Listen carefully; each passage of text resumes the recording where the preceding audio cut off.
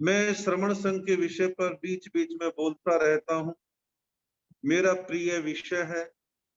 जहाँ आत्मा और मोक्ष की चर्चा हम करते हैं, वहीं जिस धर्म संघ रूपी वटवृक्ष की छाया में हम और आप सभी लाखों लाखों श्रावक श्राविकाएं हम साधना करते हैं, तो हमें अपने संगठन के बारे में समय समय पर समीक्षा करनी चाहिए।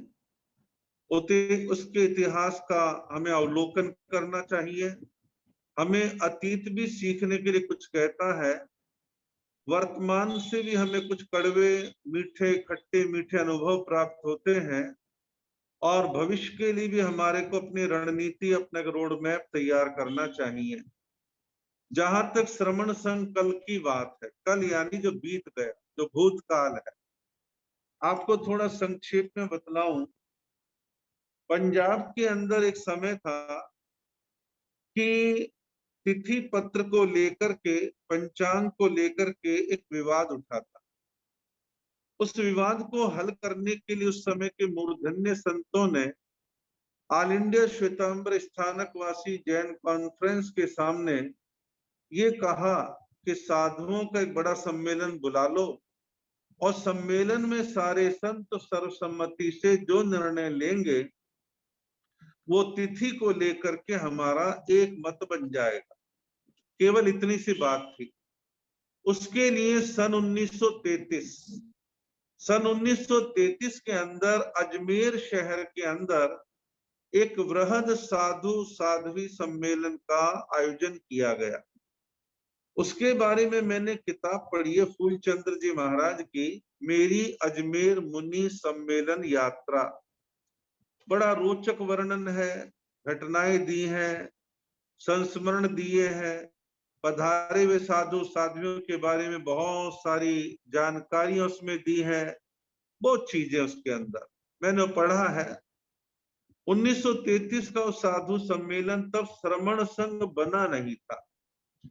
उस सम्मेलन में बहुत सारे प्रस्तावों पर चर्चा हुई, आचार पक्ष को लेकर चर्चा हुई, और ये भी चर्चा आई कि भी एक आचार्य, एक संघ, एक समाचारी बननी चाहिए। बहुत सारी बातें थी, बहुत तरह के वैचारिक मतभेद आए, अलग अलग भिन्न भिन्न विचारधारा के संतों ने अपनी अपनी राय रखी, और वो सम्मेलन बहुत बड़ा कोई निर्णय तो नहीं ले पाया, लेकिन सबको एक बात ये अच्छी लगी कि हमारे में जो प्रगतिशील विचारधारा के साधु साध्वी हैं, जो संगठन प्रेमी है, संप्रदायों की बजाय एक बड़ा संगठन चाहते हैं, उन सब में आपस में नजदीकी बढ़ी। और सम्मेलन के बाद सब अपनी अपनी दिशाओं की ओर विहार तो कर गए, लेकिन मानसिक चिंतन और समय समय पर पत्रों के द्वारा संवाद का क्रम लगातार बना रहा। 1933 के बाद समय बीतता रहा, और सन 1952 का समय नजदीक आने लगा। इधर राष्ट्रपिता महात्मा गांधी के नेतृत्व में 1947 में देश आजाद हो गया। सबने विचार करा, भाई देश आजाद हो गया है, देश में एक नवीन क्रांति घटित हो गई, अंग्रेज विदा हो गए, अपने धार्मिक संघों को भी हम एक अच्छा रूप देने का काम करें। फिर दोबारा से all India Shwetambar Sthanakvasi Jain conference के नेतृत्व में उस समय के मूर्धन्य संतों से जनसंपर्क अभियान बढ़ाया गया, और सबसे बात की गई कि संगठन बनाने के लिए क्या आप अपने अपने पदों से त्याग पत्र देने के लिए तैयार हैं? क्या अपने पद आप संगठन के लिए त्याग देंगे? तो संगठन प्रेमी संतों ने अपनी अपनी संप्रदायों के आचार्य, उपाध्याय, प्रवर्तक और जो पद और जिम्मेदारियां थी उनके त्यागने का मानस बनाया कि हमारे को त्याग करके एक बड़ा संगठन हमारे को खड़ा करना है।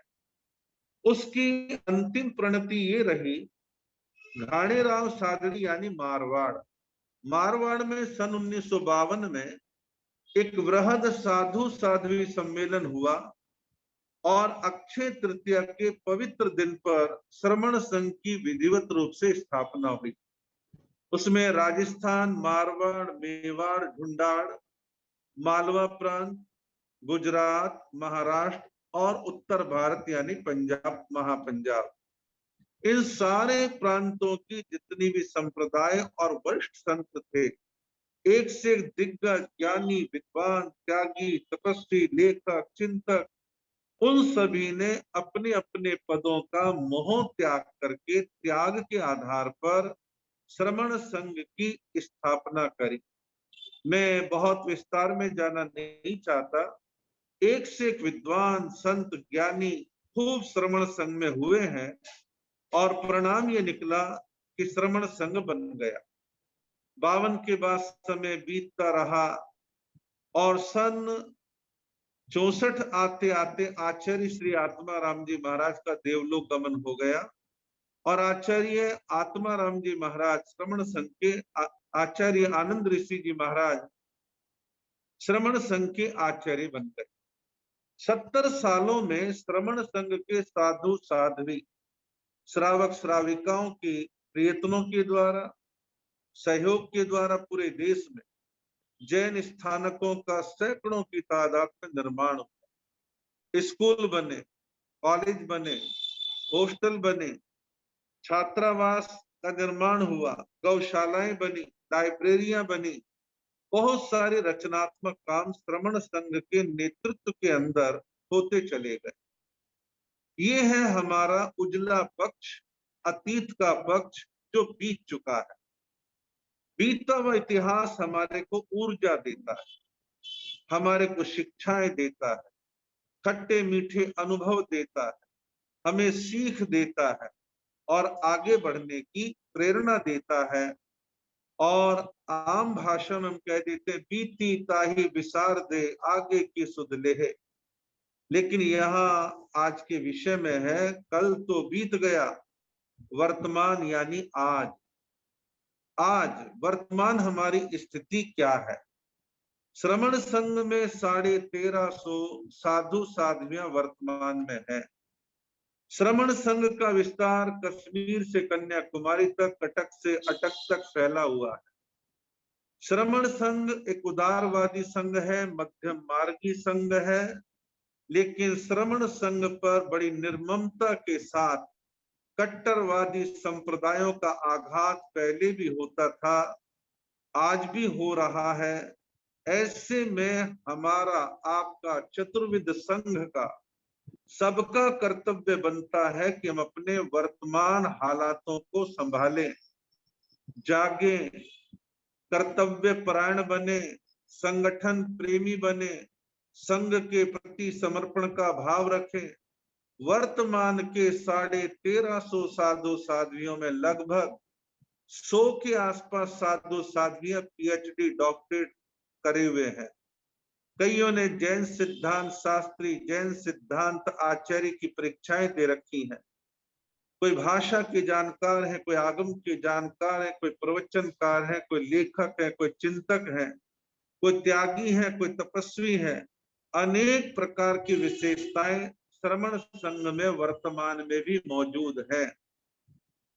लेकिन हो क्या रहा है, बहुत सारी हमारी पड़ोसी संप्रदाय जो कट्टरवाद से ओतप्रोत है, उनका एकमात्र लक्ष्य है कि येन केन प्रकारेण, इन नरम नरम मध्यम मार्गी जो कट्टरपंथी नहीं है, इन श्रमण संघ की कमजोर कड़ियों को तोड़ो, एक एक श्रावक श्राविका की गुरु धारणाओं को तोड़वाओ, श्रमण संघ के प्रति नेगेटिव पक्ष प्रस्तुत करो। पॉजिटिव की तो चर्चा वो करते, नकारात्मक पक्ष सामने रखते हैं, कुछ बाह्य क्रियाकांड दिखाते हैं, आप लोग प्रभावित होते हैं, आप में से कईयों के चित्त परिवर्तन होते हैं। और कल तक जो कहते थे कि मैं श्रमण संघ का हूं, आज कहते हैं आप कौन हो जी? आपको हमारे क्षेत्र में चातुर्मास की विनती नहीं होगी, आप हमारे क्षेत्र में नहीं आ सकते हैं। और ये स्थिति कई क्षेत्रों में, देश भर में देखने में आ रही है। बच्चों ने बोला, महिलाओं ने बोला, भावना से बोला, वो उनका विषय है। अब उनकी इतनी डीप नॉलेज नहीं है, लेकिन मेरा तो कर्तव्य है जो कुछ है सच सच सामने रखना चाहिए। और जो इतिहास के कटु सत्य को जानता है वो अपना और पूरे संघ का मार्ग प्रशस्त करने में सक्षम बन सकता है। तो वर्तमान की हमारी कुछ बातें हैं, लेकिन बहुत सारी हमारी अच्छी बातें भी हैं, कमजोरियां भी हैं, और उसकी समय समय पर समीक्षा होनी चाहिए। 2015 में श्रमण संघ ने आवश्यकता को महसूस करके इंदौर में एक वृहद साधु साध्वी सम्मेलन का आयोजन किया, और वहां पर 10-12 दिन समीक्षा की गई, अतीत की, वर्तमान हालातों की, अनेक मुद्दों की, अनेक प्रकार की चर्चाएं हमारे सम्मेलन में हुई।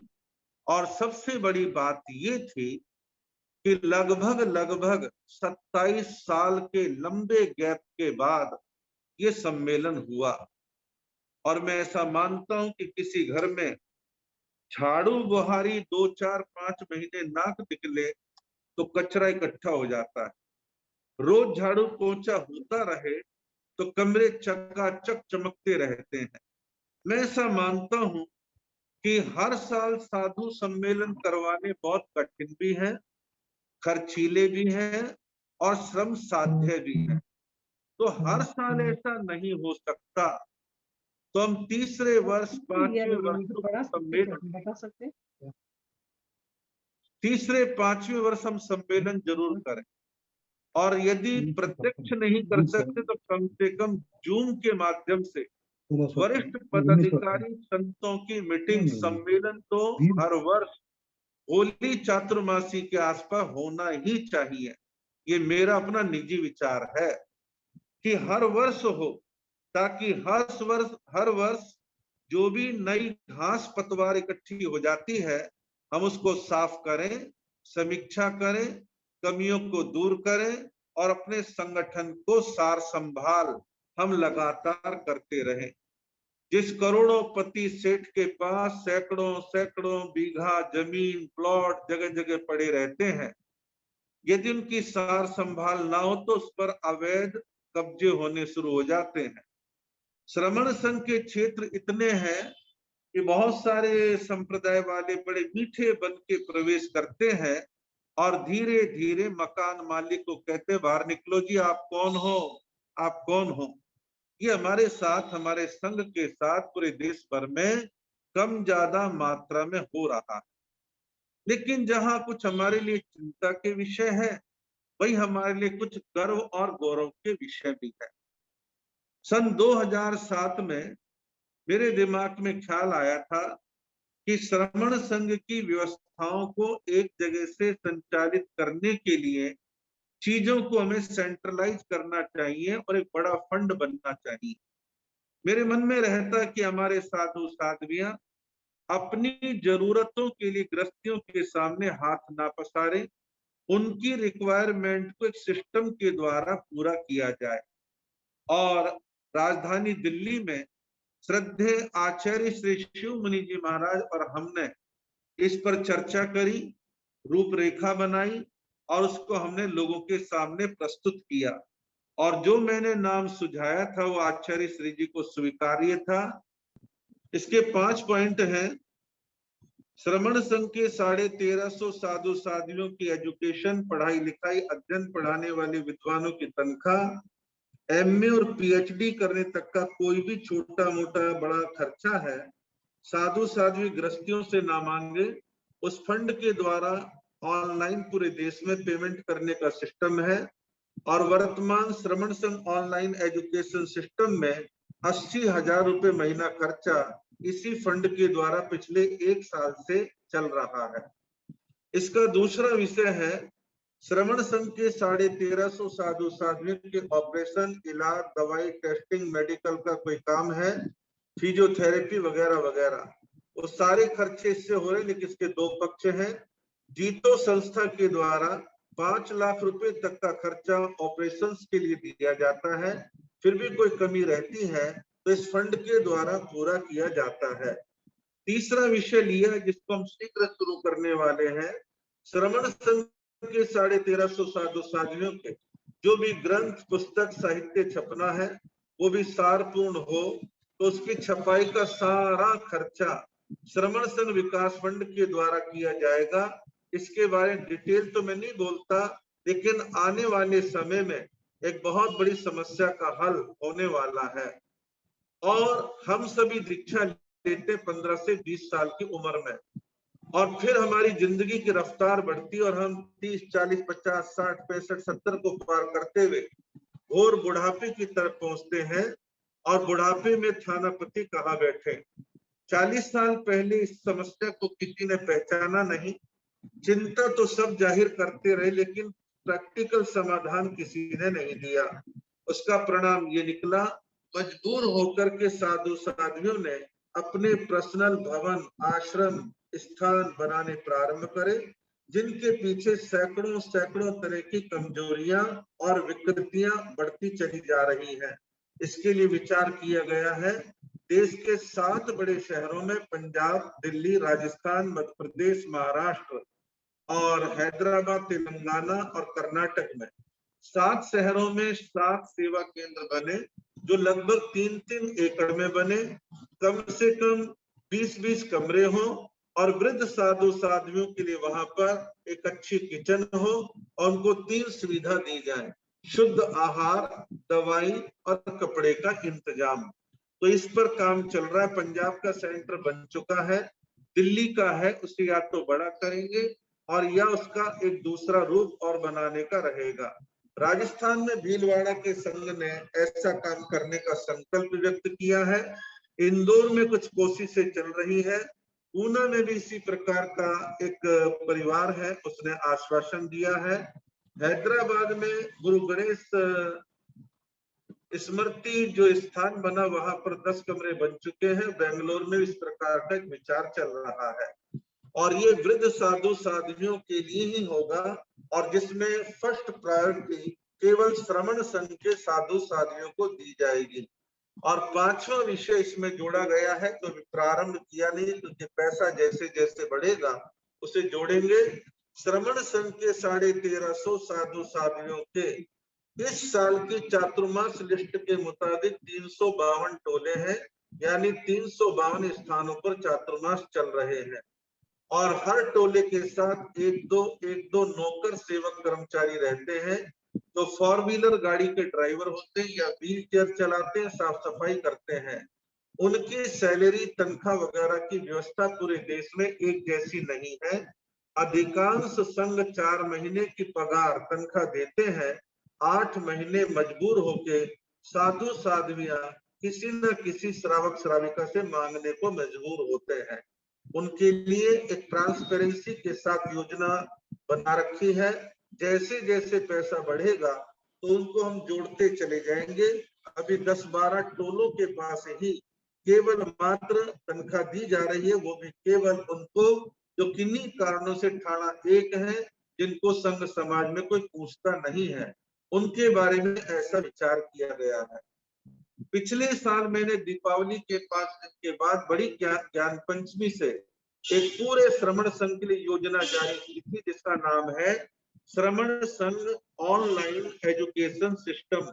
श्रमण संघ ऑनलाइन एजुकेशन सिस्टम, जिसके अंतर्गत वर्तमान में लगभग 300-325 साधु साध्वियां प्राकृत भाषा, संस्कृत भाषा और इंग्लिश 3 विषय पढ़ रहे हैं। और 1 साल की प्रोग्रेस ये है कि वह 300-325 साधु साध्वियां इन तीनों भाषाओं में लिखना, बोलना, पढ़ना, ट्रांसलेशन करना ये सीख गए हैं। 1.5 साल और धैर्य रख के मेहनत कर लेंगे तो अपनी अपनी भाषाओं में अच्छी खासी पकड़ बना लेंगे।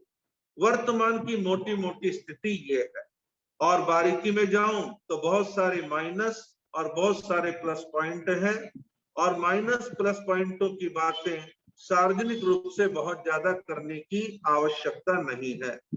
मैंने कल की बात करी, आज की बात करी, मैं भविष्य की बात कर रहा हूं, यानी आने वाले कल की। आने वाले कल के बारे में जरूर विचार करना चाहिए। आप अपनी फैमिली का आने वाले 10 साल 15 साल का प्लान बनाते हैं, रिटायरमेंट के बाद क्या करना है ये प्लान बनाते हैं। भारत सरकार, राज्य सरकारें पंचवर्षीय योजनाएं बनाती हैं। यूएनओ के अंदर पर्यावरण और ग्लोबल वार्मिंग को लेकर के कई तरह की योजनाएं भविष्य की बनती है। श्रमण संघ के भविष्य की योजना किसी ने बनाई तो नहीं है, लेकिन बनानी चाहिए, बनानी चाहिए। मैं अपनी कल्पना, विचार और जो मेरे मनमानस में बिंदु है उनको मैं आपके सामने कहना चाहूंगा। आप इसे सुने भी, समझे भी और विचार चिंतन आपको निश्चित तौर पर करना चाहिए। सबसे पहला काम, हम अपने श्रमण संघ के चतुर्विध संघ के ज्ञान के विकास के लिए हमेशा तत्पर रहे। ज्ञान के बिना प्रगति अधूरी है, विकास नहीं होगा, रास्ते भटकेंगे, अज्ञानताएं बढ़ेंगी, मिथ्यात्व बढ़ेगा। तो ज्ञान पर इन्वेस्टमेंट तो हमेशा हमेशा होना ही चाहिए। और ज्ञान का जो इन्वेस्टमेंट होता है वो रिटर्न जरूर देता है। आप अपने बच्चे पढ़ा लो, आपको रिटर्न मिलेगा। साधु साध्वी श्रावक श्राविकाओं को पढ़ा लो, उसका रिटर्न कंफर्म आपके पास यानी संघ के पास लौट करके आएगा। तो ये होना ही चाहिए। और लेकिन मैं सुकून की बात कर रहा हूं, कोरोना की वजह से ऑनलाइन एजुकेशन प्रारंभ हुआ और मेरा ये दावा है कि ऑनलाइन एजुकेशन बढ़ेगी, रुकेगी नहीं। और उस पर मेरा पूरा फोकस है, मेरा अधिकार क्षेत्र, क्योंकि मैं उपाध्याय हूं और बाकी के अन्य उपाध्यायों का मुझे पूरा समर्थन मिलता है। मेरा सबसे स्नेहपूर्ण संबंध है और मैं समय समय पर सबके साथ चर्चा वार्ता करता हूं और मुझे पता है कि करने से फायदा ही होगा।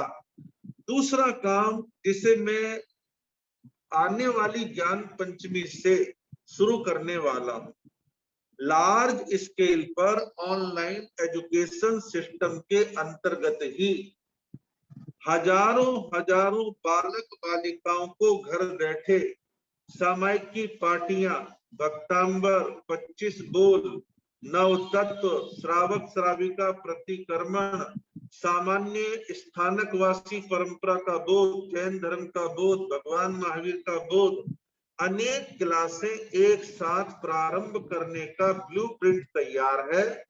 बस उसको एक हल्का सा पुश करने की जरूरत है और पुश होगा। और उसका हम स्वतंत्र इंडिपेंडेंट एक फंड भी बनाएंगे ताकि टीचर्स की तनख्वाह, बच्चों को गिफ्ट देना, बच्चों का प्रोत्साहन बढ़ाना, ये सब उसके अंदर शामिल रहेगा। तो चतुर्विध संघ में ज्ञान बढ़े, इसकी पूरी तैयारी है और उसको हम करेंगे ही करेंगे। 2 4 10 भवन कम बन जाए चलेगा, लेकिन हजारों हजारों हमारे बच्चे भटके नहीं। वो हमें 6 साल की उम्र से 16 साल की उम्र में जरूर करना है और बड़ी उम्र वाले भी इन क्लासों को ज्वाइन कर सकेंगे, ऐसा हमारा पूरा प्लान है।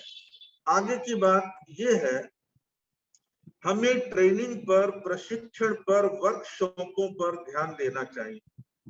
श्रावक श्राविकाओं के हमारे को जो है क्षेत्रीय सम्मेलन बुलाने चाहिए।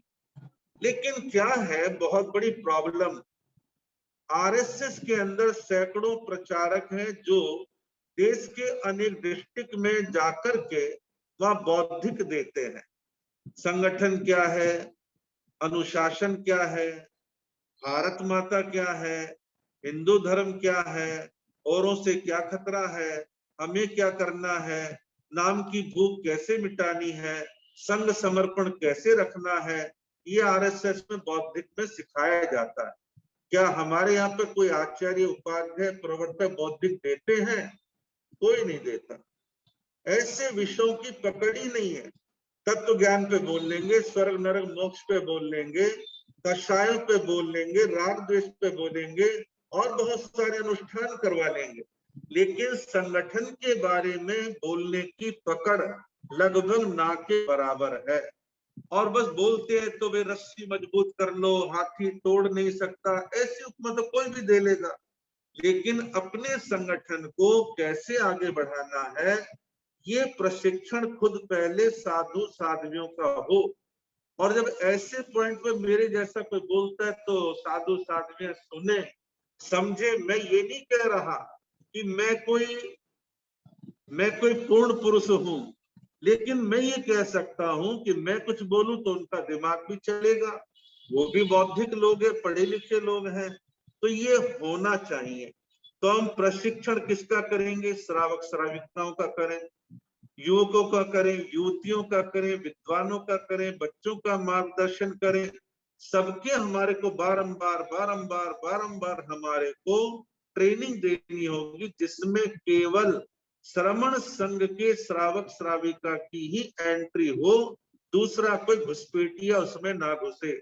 ऐसे हमारे को प्रयत्न करने होंगे। और एक शैली और जो हमेशा हितकारी रहती है, जिसे हम कहते हैं सामुदायिक चिंतन, ग्रुप डिस्कशन, समूह में विचार करना।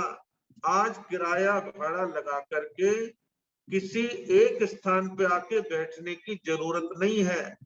जूम के द्वारा सामुदायिक चिंतन, ग्रुप डिस्कशन कंटिन्यू हमारे संघ के अंदर चलता रहना चाहिए। और एक बात और जो मेरी सोच थी, कुछ कदम बढ़ाए हैं, कुछ कदम बढ़ाए, बहुत कुछ करना बाकी है। हम कितनी ही सुनहरी कल्पनाएं कर लें, फाइनेंशियली मजबूत नहीं है, सेंट्रलाइज फंड हमारे पास नहीं है, तो वो सुनहरी योजनाएं बेकार हो जाएंगी। पैसा है और योजना नहीं है तो पैसा भी सड़ जाएगा, बेकार है। तो हम अपने संघ को आर्थिक रूप से स्वावलंबी मजबूत बनाए। लॉन्ग पीरियड के लिए लोग आएंगे, ए आएगा, बी जाएगा, सी जाएगा, डी जाएगा, नए आएंगे, पुराने जाएंगे, चलेगा।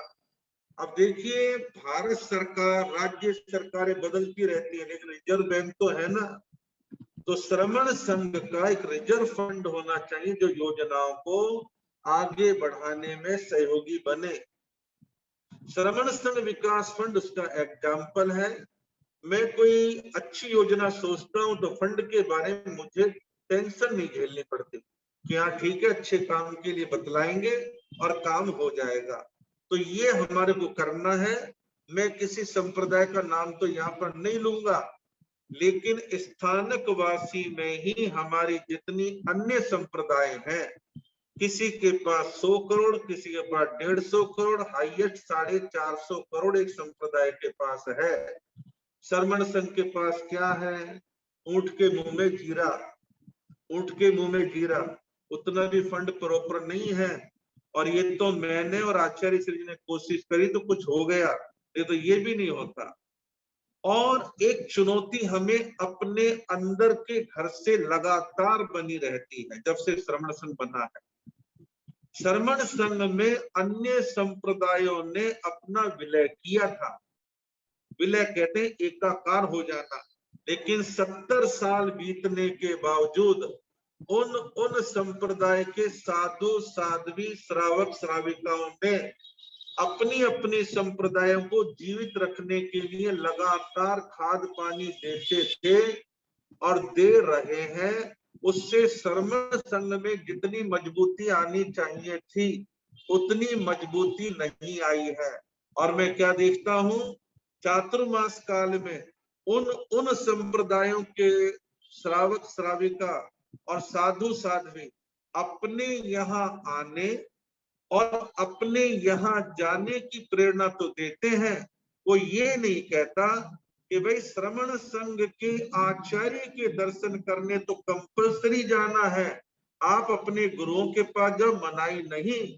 लेकिन अपने श्रमण संघ के आचार्य के पास एक एक श्रमण संघ का श्रावक श्राविका 4 महीने में कम से कम 2 दिन वहां जाए, रहे, प्रवचन सुने, सामायिक संवर प्रतिक्रमण करे और 2 दिन आचार्य के चरणों में बिता करके आए। कोई कहता है? मैं कहता हूं और कोई इतना ज्यादा नहीं कहता होगा, ऐसा मैं मानता हूं।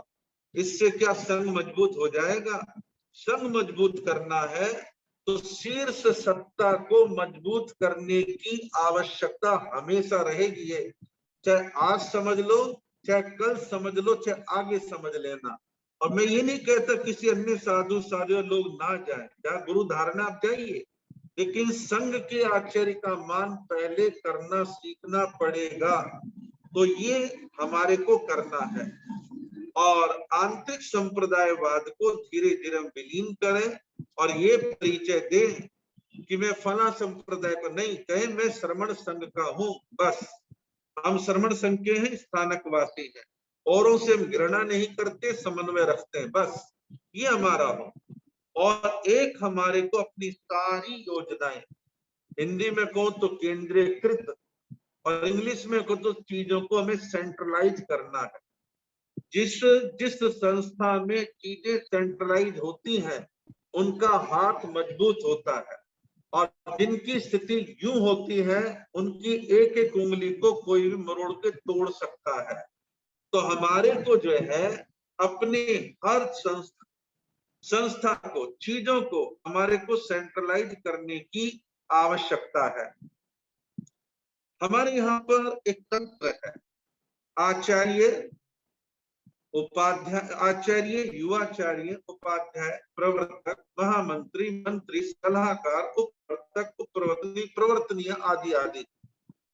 अब हमारे यहाँ पर एक धारणा है, ये केन प्रकारेण मुझे उपाध्याय प्रवर्तक प्रवर्तनी फला ढिकड़ा पद मिल जाए, जुगाड़ करें, पद भी मिल जाता है।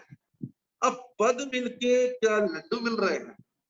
यदि हम शोपीस बन के रह जाते हैं तो दुनिया हमें कहेगी मट्टी के माधो, और मट्टी के माधो बनना नहीं है।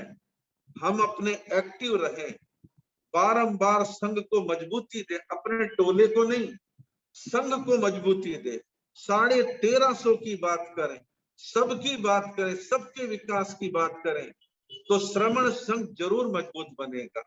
श्रमण संघ के आधार पर एक सुधार और हो। श्रमण संघ के आधार पर 36 तरह की पत्र पत्रिकाएं, वीकली, पाक्षिक, मासिक, ये पत्र पत्रिकाएं निकलती हैं। उन पत्रकारों और समूहों की रोजी रोटी चल रही है, पैसा आप देते हैं, ऐड आप देते हैं। क्या 36 पत्र पत्रिकाएं कोई पढ़ता है? क्या श्रमण संघ की एक पत्रिका, 2 पत्रिका, 3 पत्रिका ढंग से नहीं हो सकती? जैन कॉन्फ्रेंस की जैन प्रकाश, जैसा मुझे जानकारी है, 30 से 35 हजार कॉपियां हर 15 दिन में छपती है। कम पड़ती है? बहुत है, लेकिन उसके पढ़ने वाले मैटर का स्टैंडर्ड बढ़ना चाहिए। हर साल वही जयंती, वही महापुरुष, वही चरित्र, कोई शोध परक लेख नहीं, कोई जानकारियां नहीं, कबाड़ा भर के आता है। पढ़ने का मन नहीं करता, पन्ने पलटो, 15 मिनट बाजू रख दो, बस ये जरूर देख लो चौमासा किसका कहाँ है, कहाँ क्या हुआ है, और उसकी भी जरूरत नहीं है, व्हाट्सएप पूरी कर देता है। तो 36 पत्र पत्रिकाओं को बैन करो, एक मेन पत्रिका, एक महिलाओं की, एक युवाओं की, 3 से ज्यादा पत्रिकाओं की आवश्यकता नहीं है, बंद होनी चाहिए। हमारे संघ में 4 प्रवर्तनियां हैं, 4 या 5 प्रवर्तनियां हैं। प्रवर्तनियों को लगातार सतत महिला संगठनों को तैयार करना चाहिए। और होता क्या हमारे यहाँ पे बीमारी, जो साध्वियां जहां गई, मेरी गुरनी के नाम पे महिला मंडल, सहेली मंडल, फला मंडल, क्यों जी? चंदन बाला चली गई कहीं पर, चंदन बाला के नाम पे बनाओ, श्रमण संघ के नाम पे बनाओ। लेकिन किसको श्रमण संघ प्यारा है? अपनी गुरनी पहले प्यारी है। अब गुरनियों के जो नाम की संस्था है 10 साल 15 साल 20 साल से ज्यादा नहीं चलती, इनका आयुष्कर्म इतना ही रहता है। चंदन बाला और भगवान महावीर के नाम की संस्थाएं चलेंगी लंबी, श्रमण संघ के नाम पे बनाओ लंबी चलेगी। लेकिन तुच्छ लालच को हमें छोड़ना पड़ेगा कि हम छोटी सोच को ऊंचा उठाएं। और हमारी प्रवर्तनियों का काम ये होना चाहिए, बालिकाओं के संगठन खड़े करें, महिला संगठनों को मजबूत बनाए, प्रशिक्षण दें, ट्रेनिंग दें, उनको आगे बढ़ाने का काम करें। और मैं तो कईयों को मजाक में भी कहता हूँ, ये मेरा सोच भी है कि हम श्रमण संघ में मध्यम मार्ग आज तक खड़ा नहीं कर पाए। एकमात्र श्रमण संघ के संत थे मुनि सुशील कुमार जी महाराज, जो अपने साधु जीवन की चर्या और मान सम्मान को दांव पर लगा करके अमेरिका गए थे और अमेरिका जाकर के साधु जीवन का, जैन धर्म का, भगवान महावीर का, अहिंसा का प्रचार किया। सुशील मुनि जी महाराज के विदेश गमन को लेकर के दिल्ली की एक संस्था स्टे ऑर्डर लेकर के आई थी, लेकिन सुशील मुनि जी महाराज चले गए थे। हमारे यहाँ जब स्टे ऑर्डर आया, हाय हाय हुई, समर्थन में जयकारे लगे, विरोध हुआ, तो हमारी पड़ोसी संप्रदाय तेरा पंथ ने शिक्षा ली और सुशील मुनि जी महाराज गए लगभग सन 76-77 के आसपास। 78 गुजरा, 79 में तेरा पंथ में चिंतन करके वापस समण समणी का मध्यम मार्ग निकाल दिया। मैंने 2007 के चातुर्मास में उदयपुर में मेरे को रात को आंख खुल गई। मैंने बहुत 3 पेज का पत्र आचार्य शिव मुनि जी महाराज को लिखा था कि श्रमण संघ में मध्यम मार्ग का हम ऐसे ऐसे काम करें। उसके रूल्स मैंने बनाए और वो आचार्य जी को पसंद आए, लेकिन इम्प्लीमेंटेशन तो हुआ नहीं क्योंकि अनुकूल वातावरण नहीं है। आचार्य श्री जी अकेले क्या करूं, मैं अकेले क्या करूं, इसमें फाइनेंस मोटा लगता है और कोई मोटा स्पॉन्सर्ड करने वाला तो मैं इसको 2 साल ट्रेनिंग देने का 3रे साल चालू कर सकता हूँ, प्लान दिमाग में है, लेकिन मेरे पास मोटे पैसे वाले लोग नहीं है ना। कोई बात नहीं, हंसी मजाक की बात है। तो हमारे को एक मध्यम मार्ग तैयार करना चाहिए जो देश में, विदेश में, राष्ट्रपति भवन में, संसद भवन में, भावलंकर हॉल में, विज्ञान भवन में, बंबई के बड़े ऑडिटोरियम्स में जाके जैन धर्म की बात को डंके की चोट पे कहे, विदेश की यूनिवर्सिटियों में कहे, विदेशों में जाके स्थानकवासी और जैन धर्म का, भगवान महावीर का प्रचार करने वाले हो। वर्तमान में श्रमण संघ के अंदर एक बहुत बड़ी चुनौती हमारे सामने है और वो चुनौती ये है कि साधु साध्वियां अपने निज प्रचार की अंधी दौड़ में लग चुके हैं कि मेरा प्रचार हो जाए, श्रमण संघ का हो या ना हो, भगवान महावीर का हो या ना हो, मेरी पॉपुलैरिटी, मेरी प्रसिद्धि ज्यादा बढ़ जाए। इसके चक्कर में व्यवहार पक्ष को भूल रहे हैं और आचार पक्ष में भी धोखा खा रहे हैं। आचारों में अनेक प्रकार की भिन्नताएं देखने में आ रही हैं, हमें उनको ठीक करने की बहुत आवश्यकता है और उसके लिए जितने भी प्रवर्तक और प्रवर्तनियां हैं वो चारों ओर अपनी आंखों को चौकन्ना रखें, कानों को खुला रखें। जहां किसी की भी गाड़ी रोड से उतरती दिखाई दे, गाड़ी मीन्स यानी कि जीवन का आचार पक्ष, तो तुरंत टोका टाकी को जारी रखें और कोई 2 बार 3 बार टोकने पर बात को नहीं मानता है तो आचार्य तक बात को पहुंचाएं और ऐसे अनुशासनहीनों को संघ से निष्कासन करने का मर्मम कठोर निर्णय भी लिया जा सके। बड़ी तीव्रता के साथ लोगों को आकर्षित करने के लिए हमारे साधु साध्वी बहुत तरह के मिथ्यात्व के कार्य करने कराने लग गए हैं। ऐसे ऐसे अनुष्ठान करवाए जा रहे हैं जिनकी आवश्यकता नहीं है, जिनकी कल्पना स्थानकवासी समाज में की नहीं जा सकती है, वो सारे काम हो रहे हैं। ज्ञान देना चाहिए, आगम पर बोलना चाहिए, दर्शन पर बोलना चाहिए और लोगों के जीवन में नैतिकता को जगाएं, अध्यात्म को जगाएं, ये हमारे प्रिय विषय है। ज्योतिष कार्यालय चलाना हमारा काम नहीं है, हम ज्योतिष कार्यालय चलाने लग गए हैं। तंत्र मंत्र की जो चीजें हैं बहुत ओपन रूप से बड़ी तीव्रता के साथ बढ़ रही है, इन सबको रोकना होगा, नहीं तो हमारी स्थितियां बिगड़ेंगी और बड़ा लज्जाजनक वातावरण जो है वो बन जाएगा। इसके लिए बारंबार सार संभाल करने की आवश्यकता है और मैंने घोषणा 1 साल पहले करी थी, उसको अब 1 साल हो रहा है। मैं केवल रिपीट करके अपनी बात को पूरा कर रहा हूं।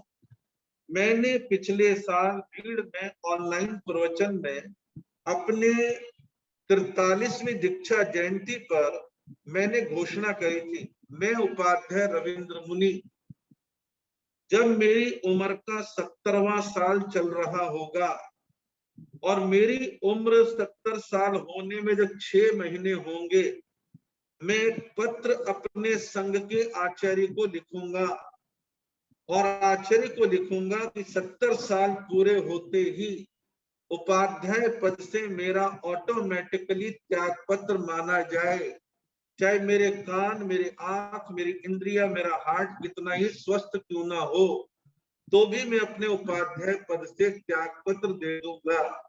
इसके पीछे मेरी सोच क्या है? आज की शैली में एक प्रवर्तक, एक उपाध्याय 80, 85, 90, 95 आदि आदि उम्र में बने रहते। मुझे किसी से ईर्ष्या नहीं है, ना मैं व्यंग कर रहा हूं, ना मेरा कोई लक्ष्य है। मैं केवल ये कहना चाहता हूं, इंद्रियां कमजोर हो गई, सुनता नहीं, दिखता नहीं। पद पर वो संत साध्वी बैठे हैं और चेला कान में अगर गुरु जी कॉन्फ्रेंस के लोग आए, ये कह रहे हैं, वो अच्छा फिर क्या करना है, देख लो जो करना है। पद का मतलब है एक्टिवनेस, और एक्टिवनेस तब होगी जब हम सब 70 साल की उम्र में अपनी इच्छाओं से पदों का विसर्जन करना सीख जाएं। क्या मैं उपाध्याय पद का त्याग कर दूंगा 70 में, क्या मेरी इज्जत कम हो जाएगी? क्या समाज मेरे को वंदना नहीं करेगा? क्या समाज मेरे पास नहीं आएगा? और नहीं आए तो अच्छे ना, बुढ़ापे में शांति से अपने माला फेरेंगे, स्वाध्याय करेंगे। तो 70 साल की उम्र में सबको, ये मेरी सोच है, सबको अपने पदों को छोड़ना चाहिए स्वेच्छा से। एक शैली बनेगी, उसका परिणाम क्या निकलेगा? अब जो प्रवर्तक और उपाध्याय बनते हैं वो तब बनते हैं जब उनकी स्वयं की उम्र 65 और 70 के बीच में होती है, जब शरीर उनका बिल्कुल डाउन हो जाता है और उनके हार्ट का आदि आदि ऑपरेशन हो जाते हैं। तब क्या वो क्या करेंगे? फाड़ फोड़ेंगे, कितना तीर चला लेंगे, कितने भाग लेंगे, कितनी कोशिश करेंगे। तो ऐसा करने से 40, 45, 48 साल की उम्र के साधु साध्वियों को उपाध्याय, प्रवर्तक, प्रवर्तनी आदि बनने का अवसर प्राप्त होगा और वो भागेंगे, दौड़ेंगे, जोश होगा, इंद्रियों में जान होगी और पूरे विचरण करेंगे, संघ को संभालेंगे। ये मैंने 1 साल पहले घोषणा करी थी और मैं अपनी घोषणा पर पूर्णतः कायम हूं। और अंत में एक बात कह रहा हूं, किसी को श्रमण संघ के इतिहास को जानने की प्यास हो, साधु साध्वी, श्रावक श्राविका, तो मैंने एक किताब छपवाई थी, सद्भावनाओं का शिलान्यास श्रमण संघ। सद्भावनाओं का शिलान्यास श्रमण संघ। उसमें श्रमण संघ बनने से पहले का सम्मेलनों में क्या क्या चर्चाएं हुई, किन किन प्रस्तावों पर चर्चा हुई और कैसे क्या हुआ, ये सारा इतिहास उसमें दर्ज है। और जब आपको नॉलेज होगी तो आज जो 1.5 मिनट के वीडियो बने हैं उनमें और सुधार हो सकता है। लेकिन आप ऐसी सामग्री कम पढ़ते हैं, लेकिन आपको ऐसी सामग्री भी पढ़नी चाहिए। श्रमण संघ पे हमने 1.25 घंटे की फिल्म बनवाई थी। वो जब मैंने सीडी चला करती, मैंने बहुत कोशिश करी कि उसको यूट्यूब पे डलवाएं, लेकिन कोई टेक्निकल वजह से वो यूट्यूब पर आ नहीं पा रही है। तो उसे यूट्यूब पे डल जाए तो बहुत लोग अपने मोबाइल्स के माध्यम से देख सकते हैं, जान सकते हैं, समझ सकते हैं। बातें बहुत सारी हैं और मुझे इंतजार है कि सन 2027 में श्रमण संघ को बने हुए 75 साल होंगे। उसकी डायमंड जुबली मनेगी, हीरक जयंती वर्ष होगा। मैं कल्पना कर रहा हूं अभी, और मैंने कईयों से चर्चा भी करी है, हम सब घाणे राव सादड़ी उस समय पधारे। घाणे राव सादड़ी में सादड़ी संघ के लोग जो बंबई और पूना में ज्यादा रहते हैं, उन्होंने मुझसे कहा कि महाराज प्लान आप तैयार करो, पैसा हम लगाएंगे और 1952 से भी ज्यादा बढ़िया नजारा हम पेश करेंगे। मेरा क्या मानना है कि उस समय 1 सप्ताह का सम्मेलन हो। विवाद तो क्यों नहीं होगा, क्योंकि कोई युवाचारी थोड़े बार बार बनाने हमारे को। कोई विवाद की संभावना नहीं है, विवादों से डरना भी नहीं चाहिए। जहाँ घर है तो डिस्कशन होंगे, क्यों घबराए हम, आपस में हम भाई हैं, संगठन हमारा है। और उस समय मेरी भावना है कि हम 3 साल 4 साल पहले दीक्षाओं को थोड़ा सा रोके और सबको ये कहें कि उस समय 75 दीक्षाएं होंगी, 75 दीक्षाएं श्रवण संघ में। तो ऐसे वैरागी वैरागत जो पाइपलाइन में लगे हुए हैं, उनके गुरु गुरनी 75 दीक्षाएं पूरे संघ की उपस्थिति, उस दीक्षाओं का दिन एक अलग से रखेंगे और वहां एक बड़ा कार्यक्रम करने का मानस है। कितने हम सफल होंगे ये समय बतलाएगा, लेकिन मन में भाव पूरे हैं। अनेक अनेक मैं शुभकामनाएं व्यक्त करता हूं कि जूम पर जो जो हमारे साधु साध्वी श्रावक श्राविका उपस्थित हैं, कुछ बातें मैंने कड़वी भी कही होंगी, उन कड़वी बातों के लिए मैं आपसे क्षमा याचना चाहता हूं। लेकिन मेरी कुनेन की गोली हिचकी है, किसी को पर्सनली हर्ट करने का मेरा टारगेट नहीं है। तो मैंने अपनी बातें कही हैं, आपने सुनी है, आप इन पे खूब समीक्षा करें, चर्चा करें और संघ के विकास में सहयोगी बने। इन्हीं शब्दों के साथ अपने वक्तव्य को विराम देता हूं।